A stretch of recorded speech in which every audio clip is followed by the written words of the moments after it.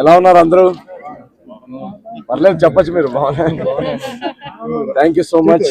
మీ అందరికి తెలిసిందే సంక్రాంతి పండగకి అనగనగా ఒక రాజు అని మా సినిమా విడుదలయ్యి పెద్ద పెద్ద సినిమాలతో విడుదలయ్యి అద్భుతమైన టాక్ తో యునానిమస్ సంక్రాంతి బ్లాక్ బస్టర్ గా సూపర్ హిట్ అనే వర్డిక్ట్ ఇచ్చారు ఆడియన్స్.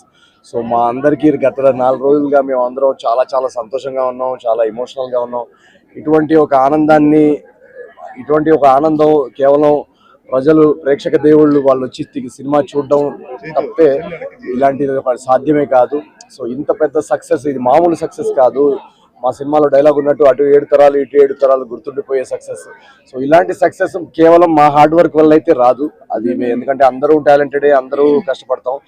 దీనికి ఒక డివైన్ ఫోర్స్, దీనికి ఒక ఆ స్వామివారి ఆశీస్సులు, స్వామివారి బ్లెస్సింగ్స్ ఉంటే కానీ ఇలాంటిది రాదని నేను ఖచ్చితంగా నమ్ముతాను.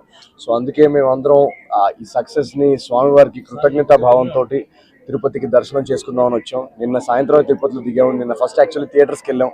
తిరుపతిలో థియేటర్స్లో రెస్పాన్స్ చూసి మాకు అసలు నమ్మబుద్ధి కాలేదు. థియేటర్స్ అంతా మొత్తం ఇలా ఊగిపోతున్నాయి నవ్వులతో. నిన్న వీక్ డే కావడంతో మేము తక్కువ ఆడియన్స్ ఉంటారేమో అని వెళ్ళాం. కానీ వీక్ డే నాడు కూడా కంప్లీట్ ఫుల్స్ ఉన్నాయి ప్రతి చోట అనగనగా ఒక రాజుకి. సో ఇంత సక్సెస్ ని, ఇంత ఆనందాన్ని పంచడానికి మాకు అవకాశం ఇచ్చినందుకు ఆ స్వామివారికి, అమ్మవారికి కృతజ్ఞతలు చెప్పుకుందామని మేము అందరం వచ్చాము. చాలా చాలా బాగా జరిగింది దర్శనం. అండ్ తిరుపతితో నా సెంటిమెంట్, ఈ తిరుమలతో నా సెంటిమెంట్ ఇది 4వసారి. నా ఏజెంట్ సాయి శ్రీనివాసాత్రే మొదటి సినిమా విజయవంతం అయినప్పుడు నేను ఫస్ట్ కొండెక్కి పైకి వచ్చాను అనమాట. అప్పటి నుంచి అది ఒక ఆచారంలాగా అయిపోయింది. ప్రతి సినిమా ఆడియన్స్ బ్లాక్ బస్టర్ అందిస్తున్నారు. స్వామివారు దీవెనలతో అది బ్లాక్ బస్టర్ అవుతున్నాయి. సో అందుకే మళ్ళీ వన్స్ అగైన్ స్వామివారి దర్శనం చేసుకొని థ్యాంక్ యూ చెప్పుకుందామని వచ్చాం.